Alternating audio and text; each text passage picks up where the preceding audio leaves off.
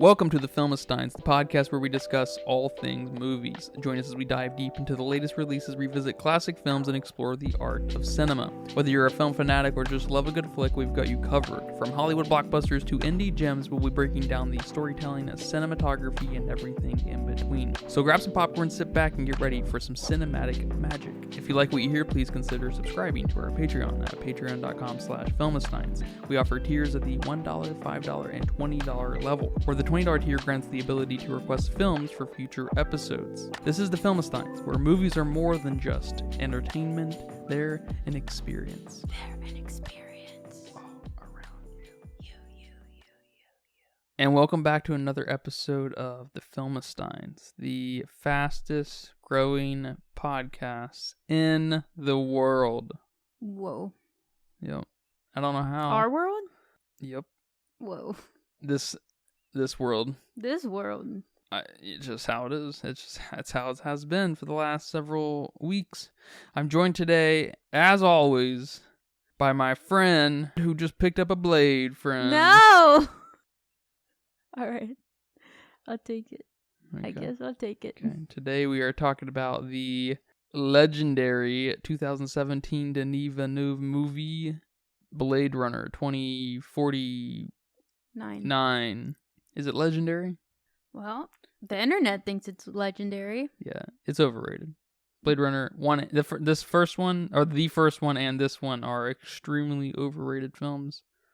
I'm going to go out and say it right now. You want to put me to sleep? Put Blade Runner on. Either of them. Seriously. Or Dune. I had the best nap, man. I know. Dune too? I had a good nap with Dune.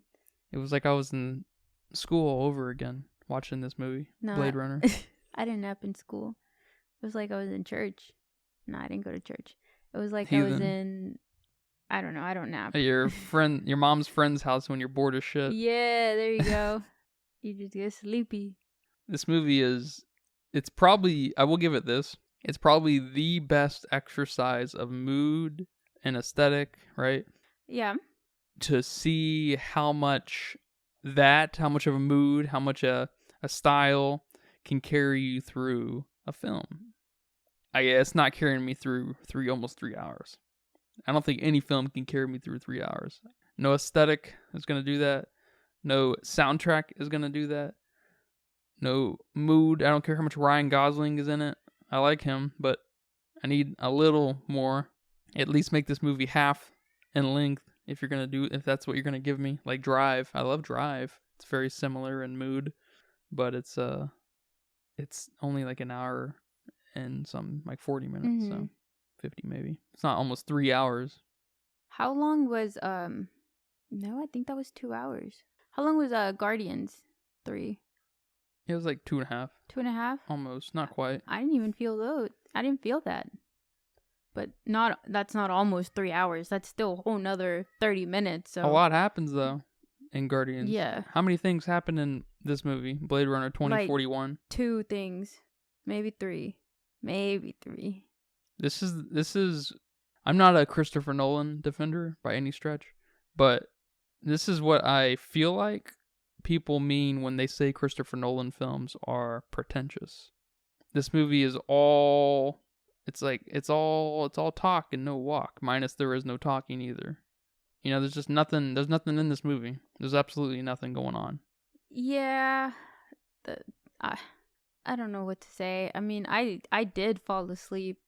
It just, I don't want to say it sucked, because that's not a great, review about this movie. It didn't really suck. Barbie sucked. But, this didn't suck. It was just boring. Like, I get what you had to say.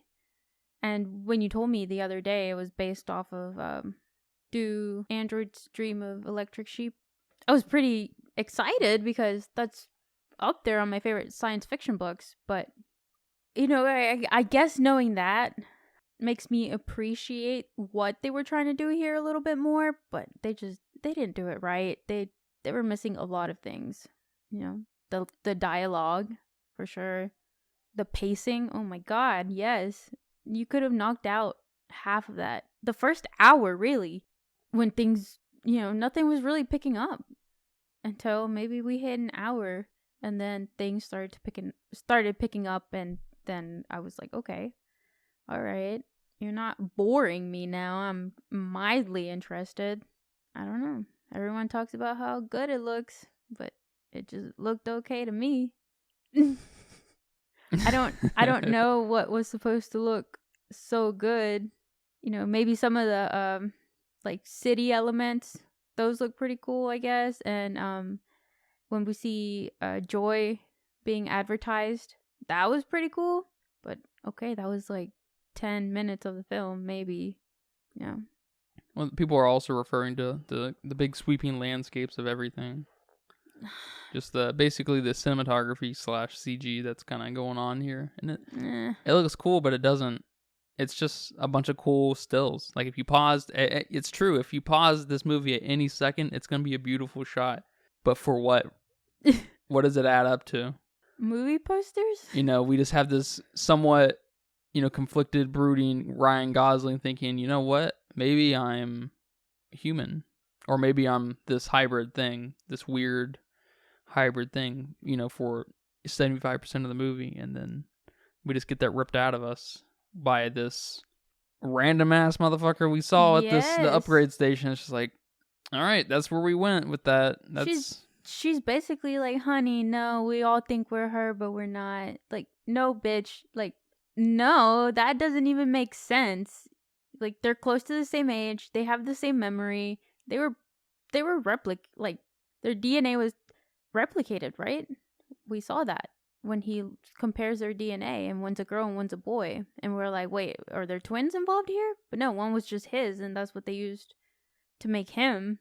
So it makes sense he would really feel like that. So why are you saying that? Did you really feel like that? You're old as fuck. Really? Unless she was trying to go for a metaphor there, it didn't land. No, there were no metaphors here. The plot's a little stupid because we're kind of going on the back of all this stuff that happened in between the first one and second one, and we just get this conflicted character that's just not even really hardly a pawn in the whole mix of things. It didn't seem like them having to duplicate them basically even mattered. Like, she was still caged up. Like, why I don't know what that's about. If you can, feel free to tell me. Yes. And he's working for them. Like, this movie, this might be too much for me. I might not be smart enough for this. I'm sorry. Well, I guess we're a pair of dummies because... Pair of dummies. I think maybe they just needed to give him more internal conflict, because that's basically what he was struggling with. And that's kind of what the book is about. And I'm not familiar with the first Blade Runner at all. But the character Deckard, he's in the first Blade Runner, and that's actually the name of the protagonist in the book. So I'm sure there's some kind of meaning there. And then the character, they call them Blade Runners. These people, his job was a Blade Runner job, and that he would go assassinate. He would go take out specific replicants that were a problem in some way or another. They call those Blade Runners. And Deckard in the book basically did the same thing. He was a cop, but not really a cop. They didn't call him cops, but that's basically what he was, kind of detective cop. And he hunted down AIs and kind of like a bounty hunter, because he got paid for doing that. That's how he made his money. And finding these AIs, he's kind of struggling with the idea of, okay, so what if they're human, or what if they're androids? They can still kind of feel things, or there's still empathy here, or I have empathy, but do they have empathy? Like, are they tricking me? I mean, it's not really answering any of these questions. It's just to make you kind of think about these questions. Yeah, which is cool. Which is what the movie should have done. The first movie wants you to pick at the thread if Deckard is a replicant. Okay. And then that gets totally... Do we find that out here? Is that what we're supposed to... I guess we're supposed to... I mean, it's kind of left... It's kind of taken away from to be interpreted, and that was able to I mean, I guess I'm not even really sure because she was able to procreate, so maybe a replicant of her same generation could also procreate a male piece. But in this case, it was Deckard, who I think. So he is a replicant? I don't know, but I mean, I think it's so abandoned, the idea of him being a replicant, Yeah. that I feel like you're supposed to assume that he's just human. He looked pretty human here to me.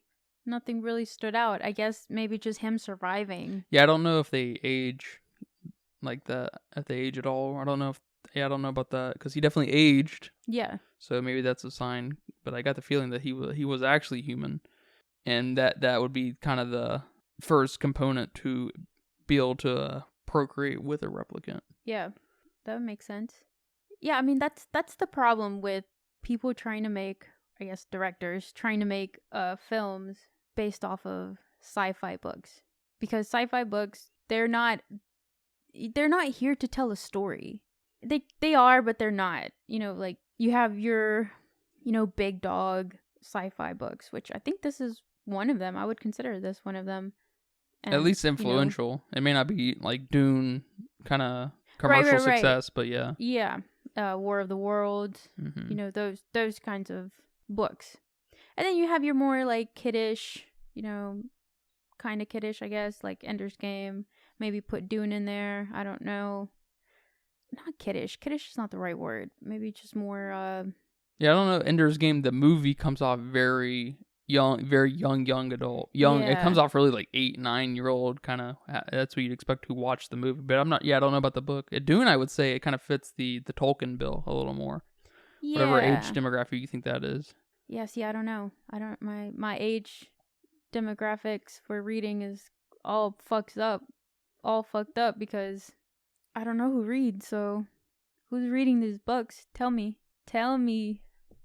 But the books like, Do Androids Dream of Electric Sheep and War of the Worlds and, How to Survive in a Science Fiction Universe. Like those books are so complicated. There's so much there that you have to think about. And I think you even said this word, like they're kind of philosophically charged. Or politically. Which are both extremely hard to capture. Yeah. In a very linear movie, Yes. That we're surrounded by one. We really kind of have to be surrounded, but we have to really be engaged and behind one specific character for them, or an entourage of characters, ensemble. I mean, and book can be a lot more flexible. We got. That's why one reason Game of Thrones is so fucking cool, but it works better in a TV, 100-hour TV show.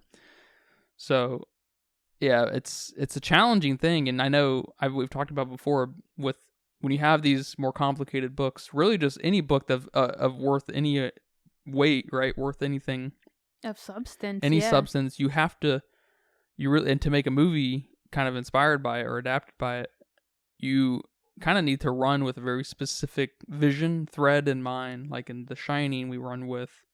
I hate that it's even called The Shining, but they need to tether it to the book, of course. But they run with, a character study of just the weight of what a set of conditions can do to an individual. Mm-hmm. But we don't get The Shining. Do you even know what The Shining is? It's an ability that a couple characters have in that universe. Oh no, I didn't even know that. Yeah, and then the sequel, whatever it's called, what's it called?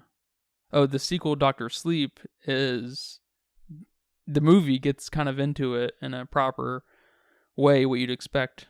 It's different. I mean, it is different. They kind of try to tie it to Stanley Kubrick's The Shining, and that's fun and all. It's trying to capture kind of that real je ne sais quoi of that movie, but it is different, and there was no chance in hell that you're going to capture anything that Stanley Kubrick was able to capture in a Dr. Sleep movie that's not by him. I mean, it's probably not even possible to kind of tether them because it's not a sequel movie, It's not sequel-worthy movie at all. Is that what we have here? Kind of a forced sequel? But not, According to Ridley Scott, the guy who did the first one, he had 2 films in mind after that first one, and he never got around to it just because he's licensing with, I don't know if it's Philip specifically. I don't know how old he is, but his estate or whoever, kind of made that impossible for a long time. And he was actually behind this originally. Ridley Scott was. He was going to direct it, and then he got tied up with Alien, which I can't blame him. Alien is his baby. Yeah, I guess Philip Dick died on March 2nd, 1982. Okay. So. Yeah, so it wasn't him. It was whatever he left those rights to. Mm-hmm. So that's probably one reason it was a big headache. Kind of the opposite of what we're seeing with the Tolkien stuff now. After Christopher Tolkien or whatever, his son passed in like 2014 or whatever, we've been seeing that license kind of loosen up, and pretty much anyone can work on a Tolkien project now. So, and I guess in this movie, and the first one, they kind of ran with, the specific thing they ran with was just mood and color, or lack of, in the first one. The first one's pretty much black the whole time. Really? It's super dark, man. If you don't have an OLED, I don't know how. Well, CRT TVs back in the day were a little bit different. We saw color in a little more interesting light. No pun intended. But today, with our flat screens and stuff, that movie really suffers unless you have an OLED TV. But it's still just an exercise of mood and aesthetic, and it's cool. Both are gonna be endlessly studied for the end of time for what a movie can look like, and should look like if you're trying to pursue certain ideas. But man, it's just this movie is just not for me at all. And I like experiential films, but who is this movie for then? Film bros. Because god damn, this is their I guess anthem the movie. People who like Dune love this movie. Oh yeah, they're film bros, man. They love that. No, and you're supposed to have this debate, with humans versus AIs, and feelings and memories and all these things that we experience as humans, but these AIs are experiencing them, and I'm assuming you're supposed to have this kind of empathy for them, or I think there's something supposed to be. There's supposed to be something there that we're supposed to feel or experience for these AIs, but we don't. I mean, I'm sorry, but Kay or Joe, whatever the fuck his name is, Joe was the worst name they could have possibly went with, but whatever. Then he's Canadian, so I don't know. Dude, I wanted to be crying at the end of the movie when you died. I need to be bawling if I made that connection. If I captured whatever you were supposed to give me, but I didn't. I don't know why we couldn't have just got The Shining approach, in that it was just a straight up character study of him dealing with this problem, and then everything that has to do with Deckard can kind of still play out, but we get more kind of internal thought. God, I would hope more fucking dialogue in some way, maybe just with Joy, and that all kind of plays out in the background and is not a focal point at all. Mm-hmm. And we still see, Harrison Ford and whatever, because he was he's the guy from the first movie, and people love him. I think he's terrible. I think Harrison Ford is terrible. Yeah. His best character is probably Indiana Jones, but man, those movies are rough too. Yeah, Harrison Ford's, he's tough to watch. That's funny, because he was in Ender's Game too, wasn't he? Oh my god, yeah, he sure was. I forgot about that.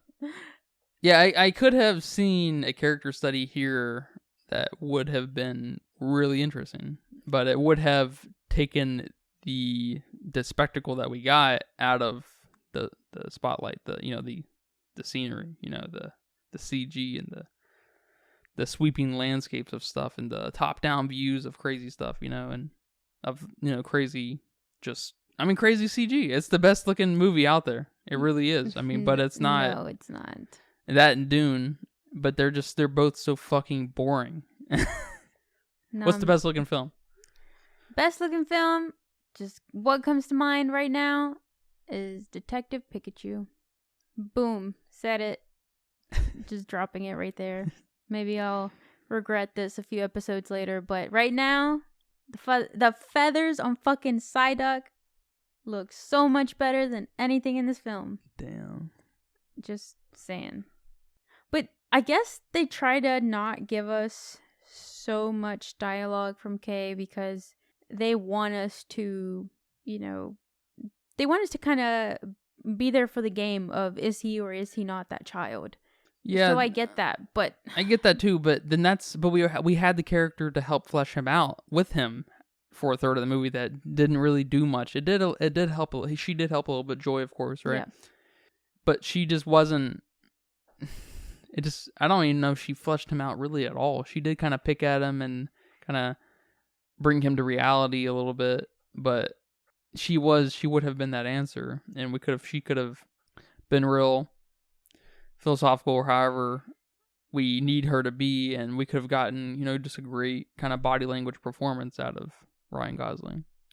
And then that scene where he sees her in that advertisement and he's almost like he's disappointed, or disappointed's not quite the right word, but this is his girl, but this is everyone's girl. This is everyone's AI. This is everyone's companion.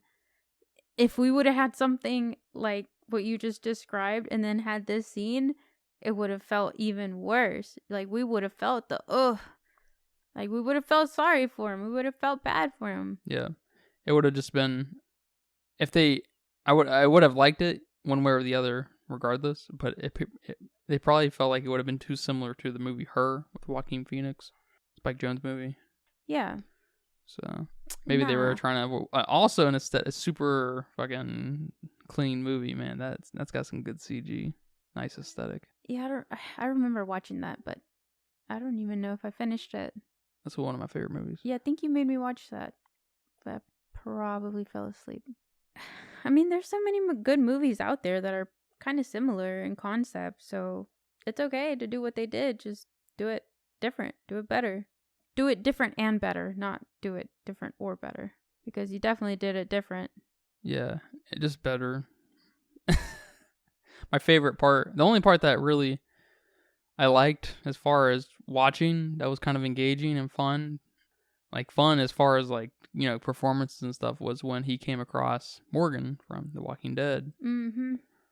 That was a nice little bit with all the kids and him scaring him and headbutting him, and all the pages were gone. You're like, it's just like when the pages were all gone, that's when the moment for me was fucking shattered. I was like, all right, we're back to stupid land. Of course they're fucking gone. Yep, this movie. Yeah, this movie's hard to like. I mean, I like the spectacle side of it, what they've definitely achieved here. Again, the CG, but this I've learned here and with Dune and probably several others, but that mood is not enough. Aesthetic is not enough. I like experiential films too, but I guess that's what length really plays a big role in that, I guess, at some point. And this did not do anything for me. Nothing. Same. And I like Ryan Gosling. He's one of my favorite actors. And we even have our dude Bautista in there. Yep, I love Bautista. That was probably my second favorite part, the intro part. It's a pretty good intro, actually, and Bautista's got the most interesting dialogue in the whole movie. Him and Jared Leto, but that's like, I don't know, maybe 8 minutes of interesting of them combined. Yeah, combined. Yeah. Yeah. No, I completely agree with you. The tree out front, the dead tree that's being held up by the ropes tied to the ground, the tethers and stuff. It's cool, but numb. No. This movie's fucking lifeless. Yeah, I definitely agree. I do not understand the hype behind this movie. Yeah, I definitely don't. And okay, it's just film bros. You're telling me film bros are the ones that are just writing reviews? Mm-hmm. They are. They're one of those loud internet communities that can completely slant a movie or game or whatever a certain way. Yep. Yes, they are. One of the most interesting parts of this film that it was so minor, but it was so cool that you could have played it up a lot better, a whole lot better, was the test that they perform on him to, I guess, get his response on where he is on, his replicant. Lame. They made it so lame. So fucking lame, but that's so cool.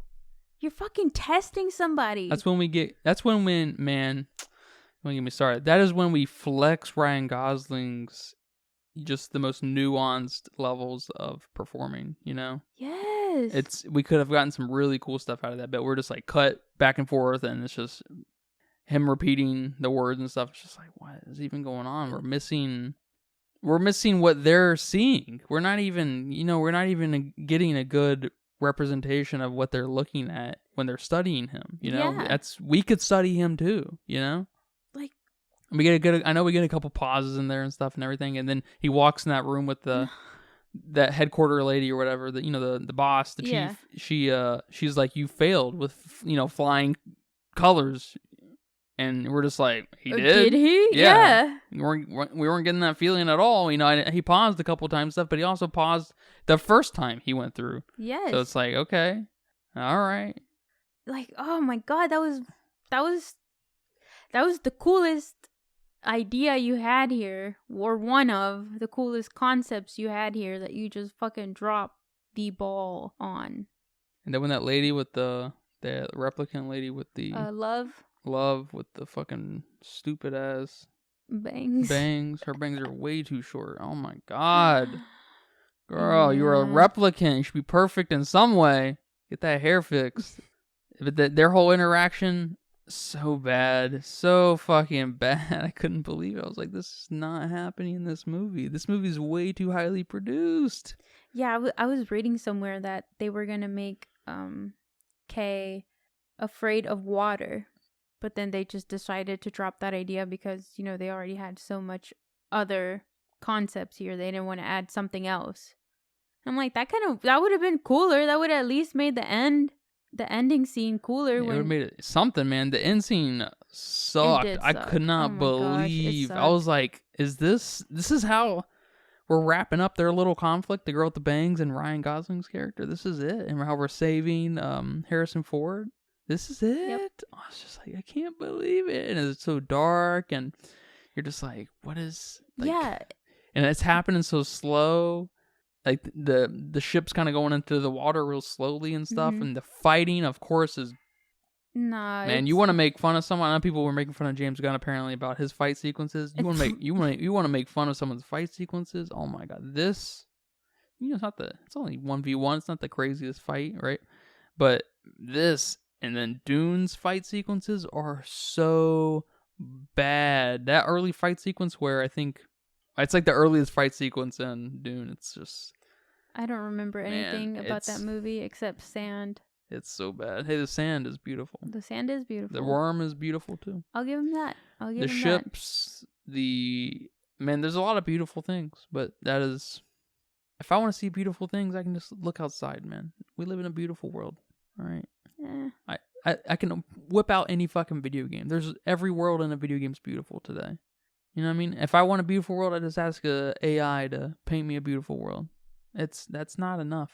It's nothing. It's a cool exercise. It's something you do when you're in undergraduate school for whatever program, whatever filmmaking program, for whatever art program you're in. It just... Not to say this film feels student, because it's definitely not, because it's, you gotta see, you can just fucking see it. There's nothing conceptual really about this, but it's kind of like with Christopher Nolan, where he's like really obsessed with obscuring sound and making you really fight to understand what the fuck is going on, like dialogue-wise. It's kind of like this, but that he's just not giving you anything. Yeah. Really, I mean, he's giving you a little bit, but he's not giving you 3 hours worth. It's almost like movies like this need to have the book of the thoughts of the director's thoughts and the commentary. Why he chose. Yeah, there you go. We need the commentary. But I need a version book. Of this. Yeah. In this scene, this we one have especially, this. Jesus. Yeah. I bet you that's a pretty nice way to watch it, because it helps you appreciate what just kind of is visually happening. Because that's all the fucking film is it's visually. It's visually a masterpiece. I mean, at least you had that. I'll say, and I know a lot of other people will, and that's like, I mean, to be honest, that's the only thing I've ever heard people compliment this movie on is its visuals. And I know it won a bunch of awards, yada yada, about that stuff, and it got nominated for other shit too. But not what I'm reading. I mean, yes, okay, yes, and people are complimenting how this was a genius film and how it was the sequel they needed. in what way? And for example, I think I read a reviewer saying that it was the ending, where they're drowning. The ending was so powerful that you didn't know if Kay was gonna, kind of accept Harrison Ford's character or kill him. I was like, you did? You felt that right then? Really? At the very, when he's drowning? When they're drowning. Yeah. He's like, you didn't know if he was going to rescue him or if he was actually going to save him or if he was just going to kill him. I'm like, I did not see any of that emotion going through. Yeah, Ryan Gosling's character was kind of a pushover. I mean, he was not a force to be reckoned with. There was nothing, he was pretty much just a good guy for no reason whatsoever. He was even like, I really hate to, kill my own kind with Bautista. You know what I mean? But it's like, it's my job. I'm probably going to be killed if I don't kill you. Mm-hmm. And it's like, so if he's not... I mean, I guess he was also charged to handle Deckard, right? But he's now conflicted with who he is and where he came from. So, and of course, Deckard is his fake daddy. Yep. And he doesn't really care. He's an android, okay. But, I mean, an important point of both of these films is indistinguishableness of the two, right? That's kind of an important point of the android concept, right? Yes. So we just get that pulled out from under us. Like, all right. Yeah, we didn't even get to play the game. We didn't get to, Well, the game was the first one, I guess. What game? What first one? Of wondering if he's even... Like, wondering how he feels about himself, really, and all right, what he is. Do it here, too. You can do it here. And a lot of the reviews talk about how this film was very much like its own thing. You didn't need to watch Blade Runner to watch this. You wouldn't be confused if you didn't watch Blade Runner. Yeah. I was like, well, okay, but I'm still confused. And I didn't watch the first one. So it's not a confusion of continuing. I'm confused too, and I watched it. I'm confused why this movie was made. And then multiple people I read said that Jurassic World should take notes from this. I mean, in some ways, sure, but at least Jurassic World has a story to tell. Well, at least aesthetically, Jurassic World could learn a lot from this, but you can't. That Jurassic World would have probably been a $300 million movie if they adopted these things. Yeah, this movie costs a lot of money because of all of its master CG. I mean, ultimately. Yeah, and dinosaurs are cool, so Jurassic World's got that, but also androids are fucking cool, and we didn't get cool androids here. I mean, Love was, say what you want about her bangs, but at least she was kind of a savage. She went and killed that girl. And then sort of. She said, yeah, they're going to believe me. I'm going to tell them you hit me first. It's like, oh, damn. At least we got a little bit of that. I mean, it's fair. I didn't like her performance, so I'm a little down on her. I didn't like either of those main chicks, really. I like Joy's performance. She was okay. What's her name? Anna Day Ames or whatever. She's Marilyn Monroe in that Blonde movie. I didn't watch that. I think you watched that. Which is better than this movie. It's not great. But yeah, Bautista and Jared Leto, I like them in this though. But they probably say fewer than 100 words. Well, so does Ryan Gosling probably too, but they're on screen for probably 4 minutes each. Yep. I would have preferred the first act to be completely revolve around Ryan Gosling's character and Bautista's character, and that they kind of get to know each other or something, and they have some time to talk, and it's like really. And then he fucking kills him. And then he kills him. He's like, Yeah. and Bautista maybe he still fights him. He still fights him, and is that tack on that end part of that little scene and on that longer scene, and we still kind of get to the same place, but we see this spark kind of start with Ryan Gosling's character, but he's just he's a little too robotic, maybe ironic enough in some way, because His only, I don't even want to say good performance, but the only time we get any kind of emotion out of him is when he goes to that girl who's the real child, and she confirms it's a memory, and he just screams and like he leaves basically, and that's it. That's it. And I'm like, okay, well, maybe he is a human because he screamed like that. That makes sense. But that's it. That's all you get. Where's more of those?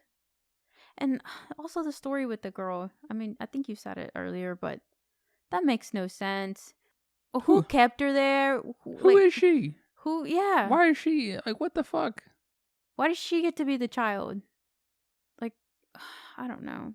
Stupid. Overrated, big time. Yeah. All right. Go ahead and tell me how much you think this movie cost to make, my friend. Well. Sorry this was a boring episode, you guys. I'm sorry. Yeah. I was excited to watch this film because I'd watched the first bit, and I was like, oh, okay. This looks way better than the first one, but it's not. So I'm sorry, you guys, about the miss on this episode in this movie. But yeah, what do you think the budget looked like? Well, I was thinking around 200, but I thought that was maybe too high. But then we have all this, great cinematography. So. Mm-hmm. But it's cinematography across 3 hours. Yeah, but a lot of it, it's cinematography across CG. So how much is the camera even moving? Yeah, but it's 3 hours. It is still 3 hours. So last episode, or a few episodes ago, I don't even remember. You told me to take that into account. Yeah. The length of the film. Yeah. So I don't know. Not a Disney film. Remember that. Disney inflates the price. All right. Well, okay, I was thinking 200, but I thought it would be less than 200. Okay. But I figured it'd be more than 150. Okay. So I was okay, maybe 175, but that seemed not right. So I don't know. Why does that not seem right? I don't know. It just doesn't seem right. We don't have a lot of characters. We don't have a lot of...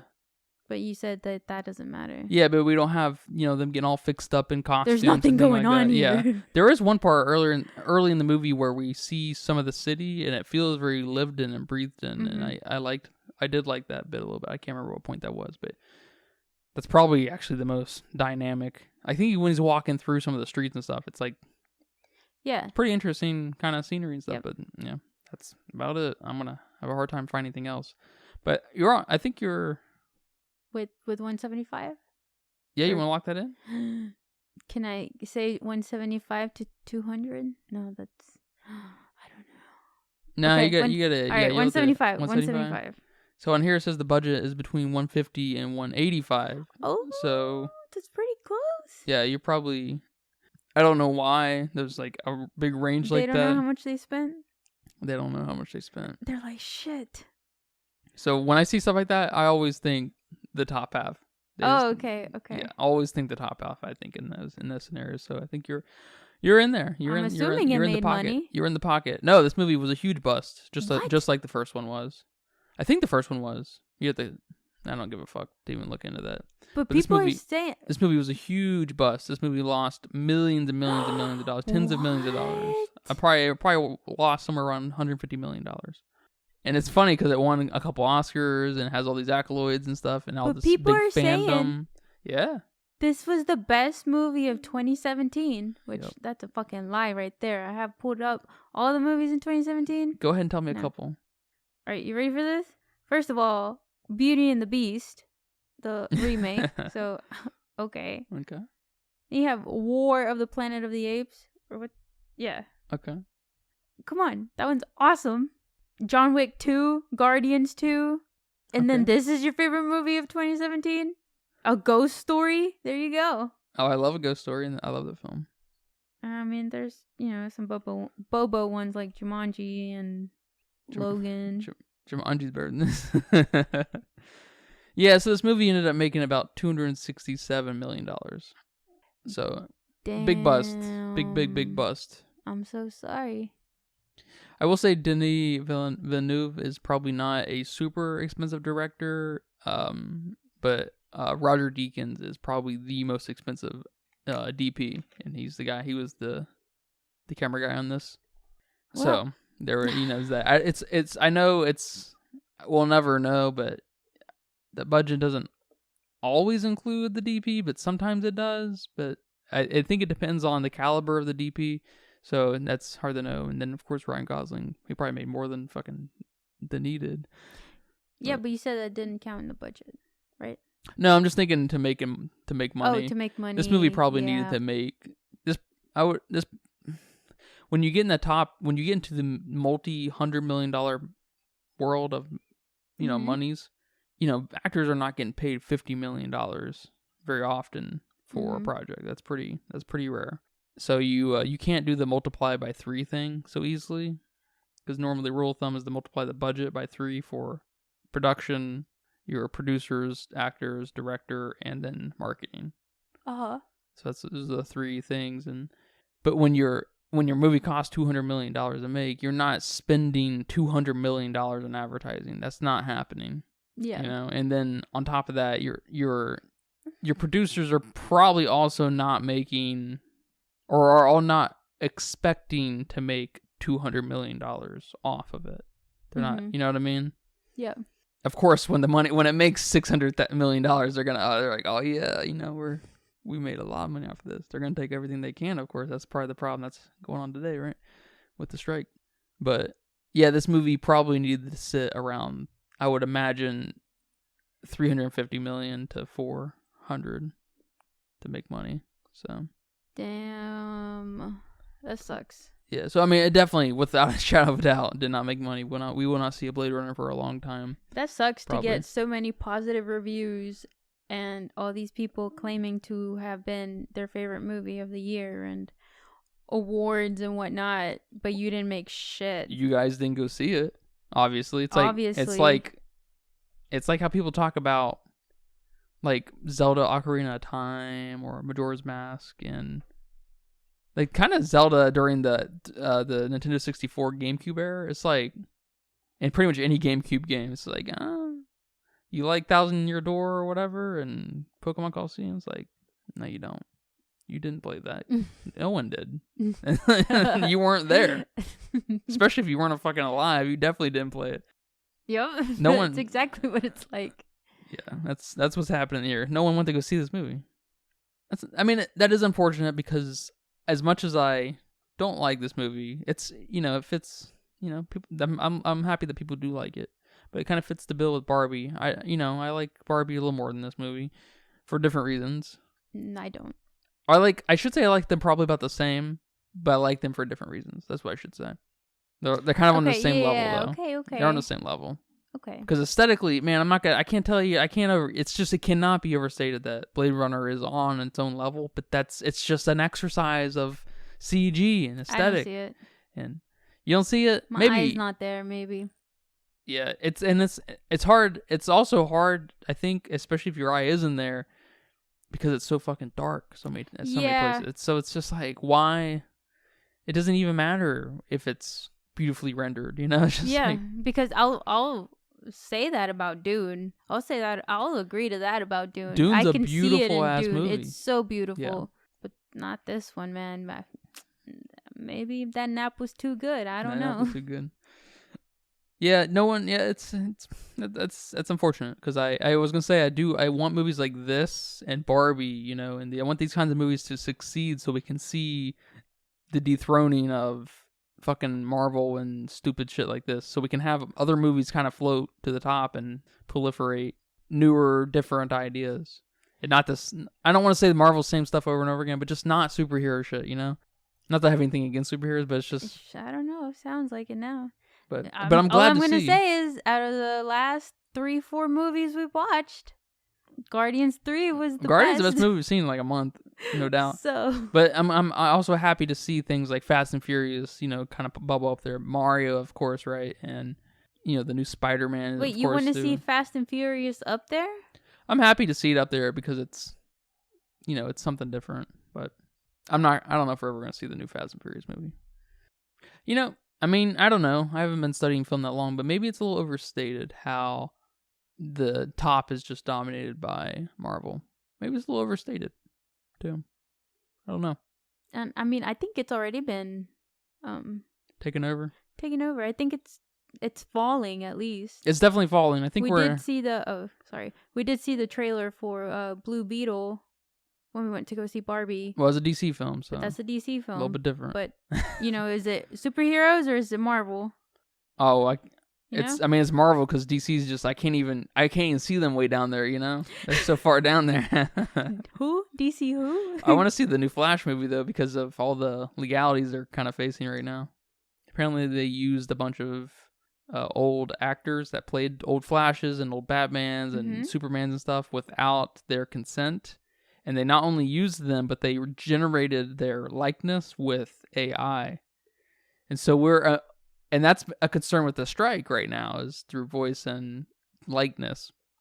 And it's fucking hilarious that we're there during the strike. That's hilarious. We were there before the strike because Flash was, gosh. I think it came out before the strike started, it's awesome. That's funny.